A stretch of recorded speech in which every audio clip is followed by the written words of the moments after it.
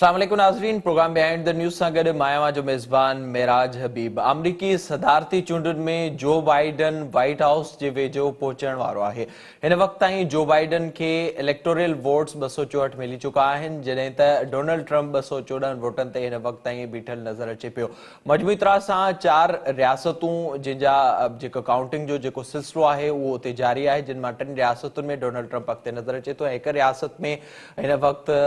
जो बाइडन अॻिते नज़र अचे थो। जो बाइडन खे उहा ई रियासत घुर्बल आहे ऐं जेके गुज़िरियल वेझे माज़ी में बि उहा रियासत डेमोक्रेट्स वटि रही आहे, जंहिंजे लाइ ॿुधाए पियो वञे त उन जा रिज़ल्ट्स 24 कलाकनि जे अंदरि अची वेंदा। नेवाडा जे लाइ ॿुधाए पियो वञे जंहिंजा 6 वोट्स आहिनि ऐं अगरि उहे 6 वोट जो बाइडन खे मिलनि था त उन खां पोइ जो बाइडन जा जेके घुर्बल वोट आहिनि 270 उहे हू हासिल करे वठंदो। जॾहिं त ॿिए पासे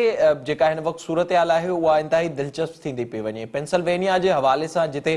डोनाल्ड ट्रंप खे थोरे जो लीड आहे, पर जीअं जीअं काउंटिंग थिए पई त तीअं तीअं उते जो बाइडन असांखे अॻिते थींदो तेज़ी सां नज़र अचे पियो। जॉर्जिया जिते सिर्फ़ु 1% जा जेके वोट आहिनि उन्हनि जी काउंटिंग हिन वक़्तु हलंदड़ आहे, 99% रिज़ल्ट्स अची चुका आहिनि, जिते बि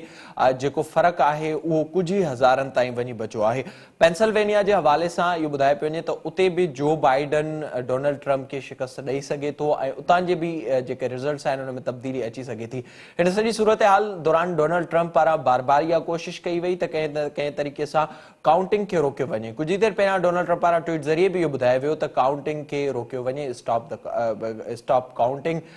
जो जेको ट्वीट डोनाल्ड ट्रंप जो साम्हूं आयो ऐं उनखां अॻु में बि असां ॾिठोसीं काल्ह जॾहिं डोनाल्ड ट्रंप पारां ॻाल्हि ॿोल कई वई त उन में बि डोनाल्ड ट्रंप पारां इहो ई ज़िक्र कयो वियो ऐं डोनाल्ड ट्रंप बार बार इहो मुतालबो करे पियो त काउंटिंग खे कंहिं न कंहिं तरीक़े सां रोकियो वञे। जॾहिं त उन दौरान ई जो बाइडन पारां जेका तकरीर कई वई, उन पारां जेका मीडिया सां ॻाल्हि ॿोल कई वई, उन मां वाज़िह तौर ते मैच्योरिटी नज़र आई। जो बाइडन पारां इहो बि ॿुधायो वियो त का बि ब्लू स्टेट न हूंदी, का बि रेड स्टेट न हूंदी ऐं अमरीका जे लाइ सभु गॾिजी कमु कंदासीं। उन खां अलावा जो बाइडन पारां जेको ट्वीट कयो वियो उन में बि जो बाइडन पारां इहो ॿुधायो वियो, जो बाइडन पारां इहो चयो वियो त सियासत में को बि दुश्मन न आहे ऐं प्रोग्रेस लाइ सभु गॾिजी कमु कंदासीं। हिन वक़्तु जेका सूरत हाल नज़र अचे पई, डोनाल्ड ट्रंप पारां कोर्ट जो सहारो वठण जो फ़ैसिलो पिणु कयो वियो आहे, पर उन बावजूद बि लॻी पियो त जो बाइडन जी जेका कामयाबी आहे उहा तक़रीबन वेझो आहे। इन ते बि पाण प्रोग्राम में ज़िक्र कंदासीं। उन सां गॾोगॾु जेको ही सिलसिलो रहियो इलेक्शन कैंपेन दौरान, जंहिंमें असांखे वाज़िह तौर ते हिकु पासे खां नज़र आयो जो बाइडन जी सपोर्ट में Barack Obama, Michelle Obama, Hillary Clinton, Bill Clinton, जॾहिं त ॿिए पासे खां डोनाल्ड ट्रंप पंहिंजे तौर ते ई हिकु पर्सनैलिटी तौर ते हिन सॼी कैंपेन खे हलायो ऐं डोनाल्ड ट्रंप जी जेका हिन वक़्त जी सूरत हाल रिज़ल्ट जे हवाले सां उन सां बि केतिरा ई रिपब्लिकन जेके अॻुवाण आहिनि उहे उन जी मुखालफ़त कनि पिया। जो बाइडन जे अचण खां पोइ पॉलिसियुनि में कहिड़ी तब्दीली ईंदी, इन सॼी सूरत हाल ते पाण प्रोग्राम में ॻाल्हाईंदासीं। असांखे हिन वक़्तु फ़ोन ते जॉइन कयो आहे आलमी मामलनि जा माहिर आहिनि, अॻूणा सफ़ारतकार आहिनि, डॉक्टर जमील अहमद साहब। सर अस्सलाम वालेकुम। वालेकुम अस्सलाम, it's a pleasure to be with you. Thank you so much sir. Doctor sahab, सभ खां पहिरियां त ॿुधाइजो जेके रिज़ल्ट्स हिन वक़्त ताईं साम्हूं आया आहिनि अवां कीअं पिया ॾिसो ऐं जेको कुझु शयूं एक्सपेक्टेड हुयूं जेके थियूं आहिनि ऐं कुझु शयूं अनएक्सपेक्टेड थियूं आहिनि जेको असांखे नज़र अचे पियो? न, एक्सपेक्टेड त बिल्कुलु हुयूं त पॉपुलर वोट जीअं हिलरी 30 लख वोट वधीक खयां हा, तक़रीबन उन खां थोरो अञा मथे जो बाइडन बि खणी वेंदो पॉपुलर। पर तव्हांखे ख़बर आहे जीअं त अमेरिका में जेके उन्हनि जी कॉन्स्टिट्यूशन मूजिबि उन्हनि जो इलेक्टोरल कॉलेज जा जेके इलेक्टर्स आहिनि, यानी उहे वोट जेके आहिनि 270, उहे काफ़ी अहमियत रखंदा आहिनि। को माण्हू पॉपुलर वोट खणी उन मां खटे बि वञे, जीअं पोएं दफ़े हिलरी क्लिंटन खटियो हो, पर उन इलेक्टोरल कॉलेज जा वोट पूरा न पिया उनखे 270, इन करे उहा हारजी वई। इन दफ़े सिचुएशन बिल्कुलु नेक टू नेक हले पई, पर हिकिड़ी ॻाल्हि जेका वधीक जेके एनालिस्ट हुया उन्हनि जे तजिए खां बि थोरो मथे हले वई,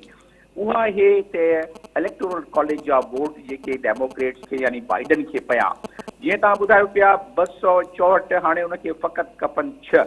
ऐं टोटल वोट हाणे इलेक्टोरल कॉलेज जा जेके रहिया आहिनि 60 वोट टोटल हाणे रहिजी विया आहिनि कास्ट थियण में। उहो इन करे रहिजी विया आहिनि त उन्हनि स्टेट्स में अञा वोट काउंटिंग पूरी न थी आहे, ऐं अञा हले थी पई पर्टिकुलरली जेके वोट मेल जे थ्रू आया, माना टपाल में डाक में जे ज़रिए आया जेके वोट, उहे अञा उन्हनि जो तमामु हिकिड़ो मरबूत तरीक़ो उन्हनि जो आहे, उन जे करे उन्हनि खे देरि थी थिए। ऐं एब्सेंटी वोट, माना जेके वोट पहिरियां कास्ट करे विया, अमेरिका में निज़ाम इहो आहे कि इलेक्शन जे ॾींहं खां पहिरियां भी तव्हां वोट पंहिंजो त इन मामले में हाणे जेके 60 वोट रहिजी विया आहिनि त जो बाइडन खे 6 वोट त को रोके नथो सघे। ऐं जे मिसाल जे तौर ते 50 वोट बि खणी वञे 60 मां ट्रम्प, त पोइ बि उन जा वञी पहुचंदा 264, पोइ बि उनखे फुटी पवंदा वोट। त माना हाणे बिल्कुलु जेका ज़ाहिर ज़हूर लॻी पई आहे त जो बाइडन खटे थो पियो, उन तमामु बुर्दबारी सां इहे सभु शयूं ॼाणाए बि छॾियूं ऐं चयो पियो त ठीकु आहे मां फ़िलहालु अनाउंस नथो कयां। माना इनडायरेक्टली हिकिड़ो जेको आहे तमामु ग्रेसफुल नमूने सां उहो ॿुधाए वियो त बाबा मां खटे वियो आहियां, हाणे विक्ट्री क्लेम करण वारी ॻाल्हि आहे। ॿी ॻाल्हि इहा त हाणे जेके स्टेट रहिजी विया आहिनि, Georgia, north Carolina, Pennsylvania, Nevada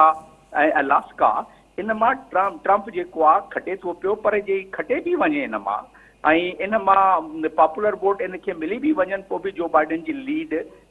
एतिरी आहे त उनखे नुक़सानु न पहुचंदो। ऐं इलेक्टोरल कॉलेज जा वोट इन्हनि स्टेट्स जा घटि आहिनि।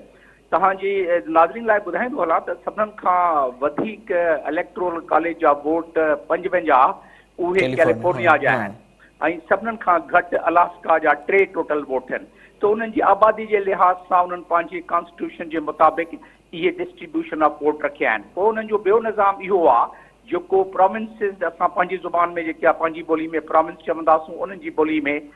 स्टेट, जेके उन्हनि जा स्टेट आहिनि उहे उन में जेके वोट वधीक थो खणी वञे, माना 100% बि वधीक 51% को खणी वञे वोट ऐं 49% वारे खे 0 मिलंदो इलेक्टोरल कॉलेज जो वोट, ऐं 51% वारनि खे चवंदा आहिनि विनर टेक ऑल, माना सभु वोट इलेक्टोरल कॉलेज जा उनखे वेंदा आहिनि। त चवण जो मक़सदु इहो आहे त इहे जेके 5 रहिजी विया आहिनि स्टेट 5-6 जेके बि, उन में ट्रम्प जे खटे बि वञे पोइ बि उन जा वोट पूरा न पवंदा ज़ाहिरी तौर ते। अच्छा जमील साहब, हिन वक़्तु जेका सूरत हाल ऑन पेपर आहे, Zahira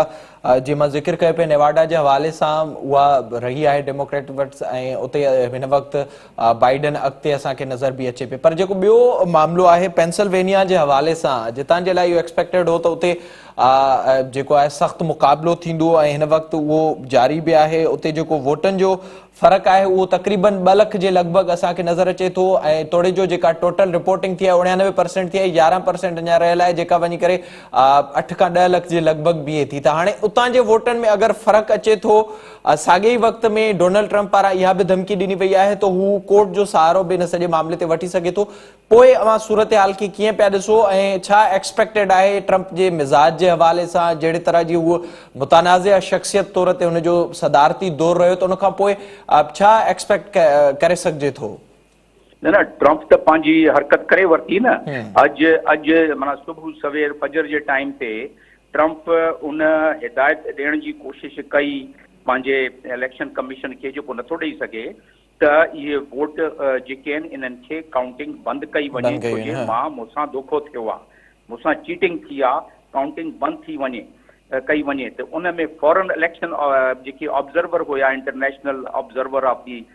election mission of America, त उन्हनि जेको आहे फॉरेन जेको विच में इंटरवीन कयो त इन में त को कानून ई न आहे, त उन करे उहो इलेक्शन काउंटिंग हॉल्ट न थी। छो पियो चाहे इलेक्शन काउंटिंग जो हॉल्ट कराइण? छोजे जेके बि एब्सेंटी वोट ऐं जेके टपाल में यानी डाक में जेके वोट आया हुआ, उहे मेजॉरिटी उन्हनि जी जेका हुई तक़रीबन 70% उहे जो बाइडन खे वोट पिया आहिनि। ऐं इन करे जो बाइडन जी सॼी कैंपेन डेमोक्रेट्स जी हुई त इलेक्शन खां पहिरियां 70 मिलियन वोट जेके उन्हनि काउंट थिया यूथ जा, उन मां तक़रीबन 77% जो बाइडन खे मिलिया। ऐं उन में ब्लैक अमेरिकन, ख़ासि तौर ते जे ब्लैक अमेरिकन ऐं लैटिनोस जेके आहिनि उहे वाइट ऐं एशियन, उन्हनि तक़रीबन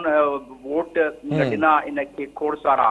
जो बाइडन खे। ऐं उनखे ऐं जेके इन दफ़े यूथ निकिरी आई, उहा अमेरिकन हिस्ट्री में तमामु वॾी तादाद में 62% यूथ जेका आहे 18 साल खां वठी 29 सालनि ताईं उन्हनि वोट कयो ऐं मोस्टली जेके आहे उहा 62% बाइडन खे उन्हनि कयो ऐं जेके ओवरऑल ऐं 33% जेके उहो ट्रम्प खे कयो त इन करे ट्रम्प कोर्ट जो सहारो थो वठणु चाहे इन करे ट्रम्प 90 लॉ सूट मुख़्तलिफ़ सूबनि में मुख़्तलिफ़ स्टेट्स में उन दायर करे छॾिया आहिनि कोर्टनि उन्हनि खे फ़ैसिलो न ॾिनो आहे जेके उते कोर्ट बि तमामु आज़ादु आहिनि ऐं अञा ताईं ट्रम्प खे उन में रिलीफ न मिलियो आहे ट्रम्प पंहिंजी आख़िरी कोशिशूं करे थो पियो त कंहिं लिहाज़ सां इलेक्शन जा काउंटिंग या डिस्प्यूट थी वञे जीअं अलगोर जे ज़माने में थियो पर 3 हफ़्तनि खां बाद वरी उहो इलेक्शन जी हिस्ट्री जेका आहे अमेरिकन जी जॾहिं खां वठी अमेरिका ठहियो आहे 35 भेरे तक़रीबन अहिड़ा डिस्प्यूट हलिया फ़क़ति 3 भेरे जेको आहे 3 टाइम्स उन्हनि खे रिलीफ मिलियो हो बाक़ी रिलीफ न मिलंदो आहे एतिरो अच्छा डॉक्टर साहब इहो बि आगाह कंदा हलजो जे पाण थोरो कैंपेन तरफ़ वञूं या ट्रम्प जे माइंडसेट तरफ़ ॾिठो वञे ज़ाहिरी तौर ते जेको ट्रम्प जो पूरो दौर रहियो तोड़े जो बहसियत पार्टी असांखे कैंपेन दौरान रिपब्लिकन नज़र न आया डोनाल्ड ट्रम्प सां हुनजे पार्टी जा माण्हू उन तरह सां बीठे नज़र न आया केतिरा ई हुनजे सदारती दौर दौरान बि हुनजे पंहिंजे पार्टी जा माण्हू मुखालफ़त कंदा रहिया या इवन हिन वक़्तु जेके डोनाल्ड ट्रम्प पारां कोशिशूं वरितियूं पियूं वञनि उन्हनि जी मुखालफ़त थिए पई त वरी साॻी तरफ़ असांखे ॿिए पासे ईअं नज़र आयो त डेमोक्रेट सां गॾु न सिर्फ़ु Barack Obama Michelle Obama bill Clinton Hillary Clinton खां वठी जेके बि माज़ी में उम्मीदवार रहिया आहिनि उहे सभु गॾु बीठे नज़र आया त छा हाणे ही जेको वोट हेतिरो पियो आहे डोनाल्ड ट्रम्प खे जेको 7 करोड़ ऐं 59 तक़रीबन 80 लख जे 6 करोड़ 80 लख जे लॻभॻि जेको ही वोट पियो आहे डोनाल्ड ट्रम्प खे त इहो हुनजी पर्सनैलिटी जे करे पियो आहे या मां सम्झो पिया त जेको कल्ट डोनाल्ड ट्रम्प जे हवाले सां मशहूरु आहे त उनखे उतां जो माण्हू पसंदि करे थो ॾिसो इन में सम्झण लाइ इहो तमामु ज़रूरी आहे त दुनिया में हाणे अॼुकल्ह जेके हिकिड़ो माहौल पैदा थियो आहे उहो माहौल आहे right wing politics right wing politics जेका आहे उन में अमेरिका जे लिहाज़ सां तव्हां ॾिसो या तव्हां फ्रांस या स्कैंडिनेवियन कंट्री यूरोप में ॾिसो त तव्हांखे अंदाज़ो थींदो त वाइट सुप्रामिस्ट जो हिकिड़ो दौर अची वियो आहे इनखे तव्हां कंपेयर करे था सघो जेको इस्लामोफोबिया जी इमरान ख़ान ॻाल्हि कंदो आहे पर उनखे फ़िलहालु हिते था छॾियूं पर वाइट सुप्रामिस्ट जी जेका आहे उहा इहो अॻुवाण आहे ट्रम्प जेको आहे यूरोप में बि लीडर सम्झियो वेंदो आहे वाइट सुप्रामेसी ऐं राइट विंग पॉलिटिक्स जी कंज़र्वेटिव पॉलिटिक्स जी त उन लिहाज़ सां इन जा सपोर्टर तमामु डाई हार्ड ऐं फिक्स क़िस्म जा सपोर्टर आहिनि अॼु इलेक्शन विढ़े 4 साल खां पोइ बि विढ़े त तक़रीबन वोट उन जा जेके आहिनि थोरो फ़र्क़ु पवंदो छो जे जेके बेल्ट आहे पर्टिकुलरली जेके माण्हू 10 जमात खां घटि पढ़ियल 10 दर्जे खां घटि पढ़ियल आहिनि उहे सभु इन सां आहिनि जेके 10 दर्जे खां मैट्रिक जेके असां चवंदा आहियूं हिते हाई स्कूल चवंदा आहिनि त उते उन खां मथे जेके पढ़ियल माण्हू आहिनि उहे थोरा स्विंग थिया आहिनि इन दफ़े ट्रम्प जे अंदाज़ को हो उनजे करे ट्रम्प जो जेको तरीक़ोकार हो जेको दुनिया खे हलाइण जो ऐं मुल्क खे हलाइण जो उनजो वॾे में वॾो धक जेको ट्रम्प खे आयो आहे पढ़ियल लिखियल माण्हुनि में जेके मैट्रिक खां मथे हुया उहो कोविड जे लिहाज़ सां कोविड खे जीअं मज़ाक ठाहे वरितो हो सॼी दुनिया ते पंहिंजी उन में खिले पई पर अमेरिकन्स बि तमामु परेशान थिया त उन जा तक़रीबन 3.25 लख माण्हू मारिजी विया 2.5 लख त हू इन में वॾे में वॾो धक हिनखे आयो आहे पर उनजी फिक्स कॉन्स्टिट्यूएंसी आहे जीअं तव्हां ॾिठो हूंदो त MQM जो अल्ताफ़ हुसैन जी हिकिड़ी फिक्स कॉन्स्टिट्यूएंसी कंहिं ज़माने में हूंदी हुई त ओड़े हिसाब सां ही वरी अमेरिका जो अल्ताफ़ हुसैन आहे ठीकु बिल्कुलु अच्छा इन सां गॾो गॾु डॉक्टर साहब थोरो इहो आगाह कजो जेके हिन वक़्तु पॉलिसीज़ आहिनि ज़ाहिरा जेको हिन वक़्तु असांखे नज़र अचे पियो डोनाल्ड ट्रम्प जे हवाले सां हिकु पासे असां ॾिठोसीं त कहिड़े तरीक़े सां इसराइल ऐं अरब मुल्क वेझो आया पए ऐं ॿिए पासे सां ईरान ऐं चाइना सां जेको डोनाल्ड ट्रम्प जो रवैयो हो त उन में बि असांखे का तब्दीली बाइडन जे अचण सां नज़र ईंदी मिडिल ईस्ट जी ख़ासि करे सूरत हाल जे हवाले सां ऐं ईरान सां जेके रिलेशन्स आहिनि उन में जेको तरीक़ो आहे न इम्प्लीमेंट करण जो फॉरेन पॉलिसी बाइडन जो डिसेंट तरीक़ो थी पवंदो इन जो मतिलबु छा थियो इन जो मतिलबु इहो थियो त थोरो उहो तकड़ में इम्प्लीमेंट न कंदो शयूं जेकी तब्दीली ॿी काई तब्दीली मूंखे नज़र नथी अचे एतिरी फ़क़ति अंदाज़ जेको आहे उनजो थोरो तब्दील थी पवंदो फ़क़ति जेका तब्दीली मूंखे साम्हूं नज़र थी अचे उहो ईरान जो न्यूक्लियर एकॉर्ड जंहिंमां उहो विड्रा करे वियो हो ट्रम्प उहो न्यूक्लियर एकॉर्ड वरी उनखे रिस्टोर करण जी बल्कि करे छॾंदो जो बाइडन छो जे उन में इज़राइलियुनि खे शुरू में काफ़ी एतिराज़ हो पर हाणे इज़राइल बि सम्झी विया आहिनि त जे असां ईरान खे बिल्कुलु उन एग्रीमेंट मां कढी छॾियोसीं त ईरान खे को अहिड़ी पाबंदी न हूंदी ऐं पंहिंजो इनरिचमेंट करे वठंदो माना पंहिंजो बम ठाहे वठंदो त इन करे वरी उहो हिकु मूंखे फ़र्क़ु नज़र थो अचे ॿियो फ़र्क़ु थो नज़र अचे त कश्मीर जे लिहाज़ सां को रिलीफ त न मिलंदो पाकिस्तान खे यानी 370 बि आर्टिकल जेको आहे उहो बि ख़तमु थींदे नथो नज़र अचे जो बाइडन उन ते बि प्रेशराइज़ न कंदो 35 ते बि न कंदो पर जो बाइडन जंहिं मामले में थोरो प्रेशराइज़ कंदो इंडिया खे त उते जेको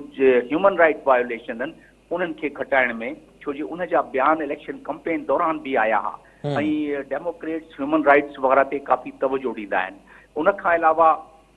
चाइना जे लिहाज़ सां जो बाइडन कोशिश कंदो त जेको TPP माना जेको हुयो ट्रांस पैसिफिक पार्टनरशिप एग्रीमेंट इहो थियो हो इन में तक़रीबन 8-9 कंट्रीज़ जेके हुया एशिया जा वियतनाम थिया फिलीपीन थियो ऑस्ट्रेलिया थियो सिंगापुर थियो ब्रुनाई थियो मलेशिया थियो ही सभु कंट्री ऐं चाइना ही सभु कंट्री ऐं अमेरिका सां हिन जा लाॻापा थी विया हुआ ट्रेड जा इन ख़तमु करे छॾिया हुआ ट्रम्प इहो रिस्टोर थींदो मूंखे नज़र थो अचे ॿियो north American free trade agreement इहो बि जेको आहे इन मां मॉडिफाई करे छॾियो ट्रम्प इनखे बि ख़तमु मां सम्झां थो रिस्टोर थी वेंदो ऐं ॿी जेका वॾे में वॾी ॻाल्हि जेका थींदी जो बाइडन जे प्रेसिडेंटशिप में उहा थींदी त क्लाइमेट चेंज जेको दुनिया में जंहिंजे करे अमेरिका जी लीडरशिप ऐं मॉरल अथॉरिटी हुई उनखे वरी जेके विड्रा करे हलिया आया हुआ उहो ऐलान बिल्कुलु करे चुको आहे बाइडन पंहिंजे ट्वीट ज़रिए त 77 ॾींहनि खां पोइ असां रिजॉइन कंदासीं एग्ज़ैक्टली इहे बसि जेके रेशियल इंजस्टिस वारा जेके आहिनि इन में तव्हां कमु ॾिसंदव बाक़ी पाकिस्तान जे लिहाज़ सां अफ़गान तालिबान जे लिहाज़ सां उहा लॉन्ग टर्म पॉलिसी त उहा ई रहंदी पर उन में मूंखे थोरो डिले नज़र थो अचे हाणे ऐं डिले सां अफ़गान तालिबान थोरा नाराज़ थी वेंदा अशरफ गनी ख़ुशि थी पवंदो ॾाढो वॾी महिरबानी डॉक्टर साहब प्रोग्राम में वक़्तु ॾियण जे लाइ मजमूई तरह सां अमेरिका जे इलेक्शन में हिन वक़्तु जेका सूरत हाल उहा तक़रीबन क्लियर नज़र अचे पई जो बाइडन हिन वक़्तु कामयाबी तरफ़ रवां आहे ऐं पेंसिल्वेनिया जे हवाले सां ॿुधाए पियो वञे त उते बि जेके स्विंग स्टेट्स चयो पियो वञे उते बि कंहिं वक़्तु रिज़ल्ट स्विंग थी सघे थो तोड़े जो जेके मेल ज़रिए वोट पिया डाक ज़रिए वोट पिया उन ते डोनाल्ड ट्रम्प खे एतिराज़ हो ऐं उन्हनि वोट्स पारां हिन इलेक्शन में अहम किरदारु अदा कयो वियो आहे उन्हनि में जेके रिज़ल्ट्स आहिनि उन में तब्दीलियूं वाज़ तौर ते नज़र अचनि थियूं जॾहिं त ॿिए पासे जो बाइडन ऐं डोनाल्ड ट्रम्प जी सोच में ऐं उन जे पॉलिसियुनि में वाज़ तौर ते फ़र्क़ु आहे ऐं हिन वक़्तु जेका सूरत हाल नज़र अचे पई डोनाल्ड ट्रम्प तोड़े जो बासानी हार मञणु न पियो वञे पर उनखां अलावा डोनाल्ड ट्रम्प वटि शायदि को रस्तो बि न बचंदो तोड़े जो सुप्रीम कोर्ट जे हवाले सां कोर्टुनि जो सहारो वठण जे हवाले सां डोनाल्ड ट्रम्प पारां कोशिशूं वरितियूं पियूं वञनि पर उन में बि लॻे नथो जेका कामयाबी जो बाइडन खे मिलंदी उन खां पोइ उन जो को सहारो वरितो वेंदो या उन में का डोनाल्ड ट्रम्प खे कामयाबी मिलंदी इन करे पाण प्रोग्राम में ॻाल्हाईंदासीं गिलगित बल्तिस्तान जे इलेक्शन जे हवाले सां वक़्तु ब्रेक जो असां सां गॾु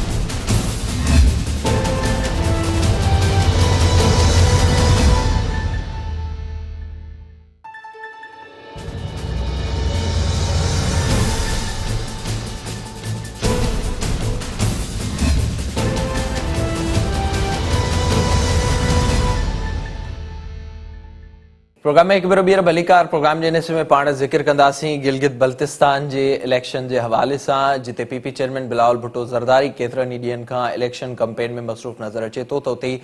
मरियम नवाज़ बि अॼु गिलगित बल्तिस्तान पहुती आहे जिते मरियम नवाज़ पारां ख़िताब कंदे स्कर्दू में वाज़ो तौर ते इहो ॿुधायो वियो त कंहिं बि तरह सां वोट खे चोरी थियणु न ॾिनो वेंदो ऐं जेके उम्मीदवार हुननि खे छॾे चुका आहिनि उन्हनि सां हुननि जो को बि तालुक़ु न आहे ऐं माण्हू पंहिंजे वोट जो पाण ई फ़ैसिलो कंदा अगरि गिलगित बल्तिस्तान में वोट चोरी थियो या उनजी का कोशिश कई वई त उनजो तमाशो पूरी दुनिया ॾिसंदी। हिकु पासे इहो मामिलो आहे त ॿिए पासे मरियम नवाज़ पारां इहो बि ॿुधायो वियो त गिलगित बल्तिस्तान खे सूबो बणाइण जे लाइ कोशिशूं नवाज़ शरीफ़ ई वरितियूं हुयूं। साॻे वक़्त में पीपी चेयरमैन बिलावल भुट्टो ज़रदारी बि जेको उते मौजूदु आहे, बिलावल भुट्टो ज़रदारी पारां बि इल्ज़ाम मढ़िया विया आहिनि चीफ इलेक्शन कमिश्नर ते। ऐं बिलावल भुट्टो ज़रदारी पारां इहो चयो वियो त चीफ इलेक्शन कमिश्नर इस्लामाबाद में कंहिं सां मुलाक़ातूं कयूं ऐं कंहिंजे चवण ते मुलाक़ातूं ही थियनि पियूं ऐं छो ही मुलाक़ातूं थियनि पियूं। त साॻे वक़्त में काल्ह chief election commissioner Gilgit Baltistan पारां बि प्रेस कॉन्फ्रेंस दौरान इन बाबति आगाही ॾिनी वई त पीपी चेयरमैन बिलावल भुट्टो ज़रदारी समेत 95 माण्हुनि खे नोटिस जारी कया आहिनि जिन पारां ख़िलाफ़ वर्जी कई वई आहे। चीफ इलेक्शन कमिश्नर पारां इहो बि ॿुधायो वियो त उन में नोटिस में तहरीक इंसाफ़ जा वज़ीर ऐं सेनेटर पिणु शामिल आहिनि। हाणे जेका ही गुज़िरियल कुझु ॾींहंनि खां सूरत हाल नज़र अचे पई, पीडीएम जे ठहण खां पोइ पीडीएम जो सभ खां वॾो मुतालबो फ्री एंड फेयर इलेक्शन जो हो, जंहिंखां पोइ टेस्ट केस तौर ते गिलगित बल्तिस्तान खे ॾिठो पियो वञे उतां जा जेके इलेक्शन हूंदा उहो अहम किरदारु अदा कंदा। हिकु पासे जेके उम्मीदवार आहिनि, हिकु पासे अपोज़िशन जूं जमातूं आहिनि, उहे इल्ज़ाम मढ़नि थियूं इलेक्शन खां अॻु में ई धांधली जो ख़दशो ज़ाहिर कयो पियो वञे त वरी ॿिए पासे सूबे बाबति बि ॻाल्हियूं थियनि पियूं, जंहिं लाइ वज़ीर आज़म इमरान ख़ान 1 नवंबर ते इहो ऐलान करे चुको आहे त गिलगित बल्तिस्तान खे उबूरी सूबो बणायो वेंदो। उन बाबति बि मरियम नवाज़ ऐं बिलावल भुट्टो ज़रदारी पारां सवाल उथारिया विया आहिनि त पंजाब में सूबो ठाहिण जे हवाले सां जेके इमरान ख़ान कोशिशूं वरितियूं आहिनि उहे अवाम जे साम्हूं आहिनि, हू इन बाबति कुझु बि नथो करे सघे। इन बाबति पाण प्रोग्राम में ॻाल्हाईंदासीं, पर सभ खां पहिरियों ॿुधूं था बिलावल भुट्टो ज़रदारी ऐं मरियम नवाज़ जो इन बाबति छा चवणो अचो त ॾिसूं। 15 नवंबर ते गिलगित बल्तिस्तान में थींदड़ इलेक्शन जे हवाले सां पाण प्रोग्राम में ॻाल्हाईंदासीं। असांखे हिन वक़्तु फोन लाइन ते जॉइन कयो आहे अॻूणा वॾा वज़ीर आहिनि गिलगित बल्तिस्तान जा, पाकिस्तान पीपल्स पार्टी जा अॻुवाण आहिनि मेहदी शाह साहब। शाह साहब अस्सलाम वालेकुम। अस्सलाम वालेकुम जनाब। सर जी बताइएगा इस वक्त क्या सूरत हाल है, और सबसे पहले जो चीज सामने आ रही है, आज मरियम नवाज भी वहां पर पहुंची हैं और बार बार यही बात हो रही है कि वहां पर यह खदशा है कि जो इलेक्शन है वो चोरी होंगे किसी न किसी तरीके से। जी, इसका तो बिल्कुल आपकी बात से मैं इत्तेफाक कर रहा हूँ, क्योंकि यहाँ वो गंडापुर आया हुआ है उमर कश्मीर, उसने अपने तकरीरों में ये कहा है कि आप लोग को जितना करोड़ चाहे हम देंगे और वोट हमें दे दे। और बहुत सारे जगहों पे उसने ये कहा जी जितना पुल चाहे हम दे देंगे आपको वो कर। इस वक्त चीफ इलेक्शन कमिश्नर बेबस है, और जबकि उन्होंने कंडक उसमें लिखा था कंडक में कि भाई कोई भी वजीर मुशीर कोई भी नहीं आएगा जो सरकारी ओहदे पर। अब इसका बरमाल है, लेकिन बिलावल साहब और मरियम नवाज साहिबा के पास तो कोई सरकारी ओहदा नहीं है,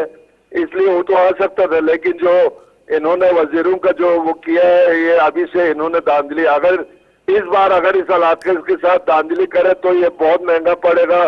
पीटीआई को भी और दूसरे इलाकों को भी। अब हम इनको मजीद इस तरह के करने नहीं देंगे, लेकिन उन्होंने मंसूबा तो बनाया हुआ है कि ये लोग धांधली के अभी जगह जगह पर मुख्तलिफ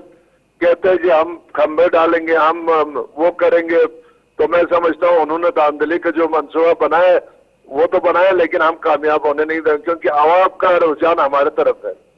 अच्छा शाह साहब, अगर देखा जाए जाहिरी तौर पर जो पीडीएम का ही पहला मुतालबा था वो फ्री एंड फेयर इलेक्शन का था। आज जब मरियम नवाज साहिबा वहां पर पहुंची हैं तो उन्होंने भी यही बात की कि अगर गिलगित बल्तिस्तान में वोट चोरी हुआ तो तमाशा पूरी दुनिया देखेगी, और बिलावल भुट्टो ज़रदारी साहब यही बात कर रहे हैं। चीफ इलेक्शन कमिश्नर ने इल्जाम लगाया है और जो नोटिस मिला है बिलावल भुट्टो ज़रदारी साहब को भी, दूसरी तरफ से जो वुज़रा जिनका आपने नाम लिया और सेनेटर पाकिस्तान तहरीक इंसाफ के उनको भी नोटिस दिए गए हैं। तो क्यों इतना खदशा इस वक्त भी वहां पर मौजूद है इस चीज का कि धांधली होगी, और इलेक्शन से पहले ही यही बात हो रही है मुसलसल, चाहे वो पाकिस्तान पीपल्स पार्टी हो या मुस्लिम लीग नून हो, वो यही बात कर रहे हैं कि धांधली होगी और उसका खदशा इस वक्त तक मौजूद है। उसकी क्या वजूहात हैं? भाई इनका असली है, इनका मतलब वो परेशान इसलिए हुआ क्योंकि बिलावल भुट्टो वाहिद लीडर है जिन्होंने पूरा 26 हल्के में दौरा कर रहे हैं, और अल्लाह के फल से इनके जलसों में कोई आने वाले तैयार नहीं है, तो उन्होंने नहीं आते तो लोगों को झांसा दे रहे। परसों वजीर आजम ने झूठा एक ऐलान करके आया, और आज निगरान वजीर आला ने कहा जी वजीर आजम ने कोई सूबे का ऐलान नहीं किया, लेकिन ये लोग सूबे का भी ऐलान कर रहे हैं, सब कुछ कर रहे हैं, ये सब झूठा ऐलान है। फिर इन्होंने यू टर्न लिया, और अभी ये खदशा है कि बिलावल साहब ये वाहिद लीडर है पाकिस्तान के तारीख में, ये वाहिद लीडर है जो मतलब हल्का हर हल्के में जा रहे हैं। उनके जलसा देख के उनके आंखें खुल रहे हैं, उनके नींद हराम हो गए हैं। और क्योंकि अवाम तो पीपल्स पार्टी के साथ है और अभी भी फैसला पीपल्स पार्टी के हक में आया हुआ है। फिर भी ये लोग धांधली करेंगे तो हम दम अदम मस्त कलंदर करेंगे। ठीक सर, तो इसके लिए क्या पाकिस्तान पीपल्स पार्टी की तरफ से प्लान बनाया गया है? धांधली की जो बार बार बात हो रही है, हालांकि इलेक्शन से पहले जो मुस्लिम लीग नून हो गई या पाकिस्तान पीपल्स पार्टी हो गई वो धांधली की बात कर रहे हैं, तो इसका माजी कैसा रहा है? क्या वाकई में इस तरह की जो कोशिशें हैं वो वहां पर हमें ज्यादा हुई हैं, और किस तरह से धांधली की कोशिश इस दफा भी की जाएगी हुकूमत की तरफ से जो इल्जामात है अपोजिशन के? देखिए जी, अभी चीफ इलेक्शन कमीशन ने तो वाजी उनको अहकाम जारी किया। कोई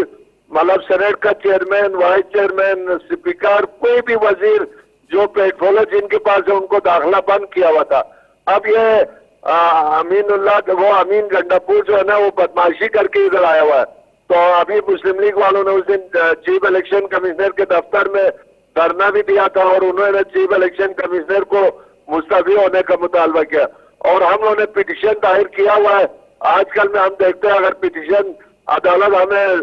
अगर हमें इंसाफ नहीं दिया तो हम भी सड़कों पे आ जाएंगे और हम अमीनुल्लाह गंडापुर को यहाँ घुसने नहीं देंगे। और ये झूठा बातें कर करके अभी और धांधली की जो है ना 100% धांधली का उन्होंने मंसूबा बनाया, लेकिन इंशाल्लाह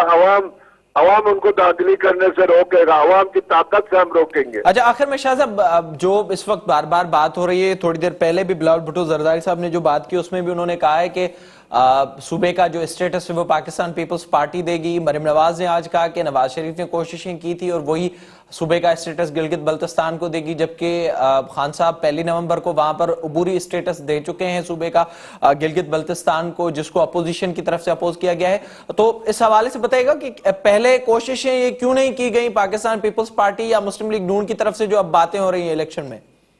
नहीं, बात यह है कि हम लोगों ने तो ये देखो एक सिस्टम दे दिया, लेकिन ये हमारा पहला स्टेप था और इस वक्त कौमी असेंबली फिर वो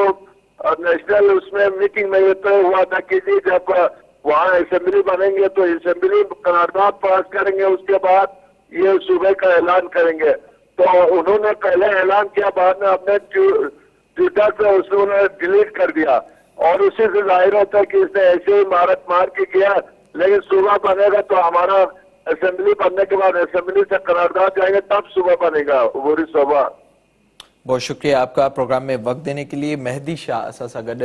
मौजूद हो, अगुणो गिलगित बल्तिस्तान जो वडो वज़ीर ऐं हिन वक्त गिलगित बल्तिस्तान में पाकिस्तान पीपल्स पार्टी जो चेयरमैन बिलावल भुट्टो ज़रदारी गुज़िरियल कुछ ॾींहंनि खां उते इलेक्शन कैंपेन में मसरूफ़ आहे, जिते अॼु मरियम नवाज़ बि पहुती आहे। मजमूई तरह सां PDM जे पहिरें मुतालबे में इहा ॻाल्हि शामिल हुई त इलेक्शन फ्री एंड फेयर थियणु घुरिजनि ऐं उन जे लाइ जेको टेस्ट केस हो उहो गिलगित बल्तिस्तान खे करार ॾिनो पिए वियो। PP चेयरमैन बिलावल भुट्टो ज़रदारी मुसलसल गिलगित बल्तिस्तान जी चीफ इलेक्शन कमिश्नर ते इल्जाम मड़िया आहिनि ऐं काल्ह गिलगित बल्तिस्तान जे चीफ इलेक्शन कमिश्नर पारां इस्लामाबाद में प्रेस कॉन्फ्रेंस दौरान बिलावल भुट्टो ज़रदारी जे हवाले सां बि इहो ॿुधायो वियो। उनखे बि नोटिस जारी कयो वियो आहे त अली अमीन गंडापुर समेत कुझु सेनेटर जिन पारां बि उते इलेक्शन कैंपेन हलाई वई आहे उन्हनि खे बि नोटिस जारी कया विया आहिनि। हिन वक़्तु ख़दशो इन ॻाल्हि जो बरक़रार आहे त उते हिकु भेरो ॿीहर का धांधली थींदी, जंहिंजो बार बार अपोजिशन ज़िक्र करे पई ऐं अॼु बि मरियम नवाज़ पारां वाज़े तौर ते इहो ॿुधायो वियो आहे त गिलगित बल्तिस्तान में अगरि वोट खे चोरी करण जी कोशिश कई वई तो उनजो तमाशो पूरी दुनिया ॾिसंदी। मजबूरी तरह तां 15 नवंबर ते गिलगित बल्तिस्तान में ही इलेक्शन थियणा आहिनि, जितां जी आबादी टोटल 14 लख आहिनि ऐं 7 लख माण्हू पंहिंजे वोट जो हक़ इस्तेमाल कंदा, जंहिंजे लाइ 24 सीटनि जे लाइ 330 उम्मीदवारनि पारां फॉर्म जमा कराया विया हुआ, जेके मैदान ते लथल आहिनि, जंहिंमां पाकिस्तान तहरीक इंसाफ जा 24 उम्मीदवार आहिनि, पाकिस्तान पीपल्स पार्टी जा 22 उम्मीदवार आहिनि ऐं PMLN जा 18 उम्मीदवार मैदान ते लथल आहिनि। ॾिसणी आहे त 15 नवंबर ते गिलगित बल्तिस्तान जो अवाम कहिड़ो फ़ैसिलो करे थो ऐं धांधली जूं जेके ॻाल्हियूं थियनि थियूं उन बाबति छा थिए थो ऐं कहिड़ो फ़ैसिलो अचे थो। इन सां प्रोग्राम जो वक़्तु पंहिंजी पुॼाणी ते पहुतो। पंहिंजे मेज़बान मेराज हबीब खे ॾींदा इजाज़त। अल्लाह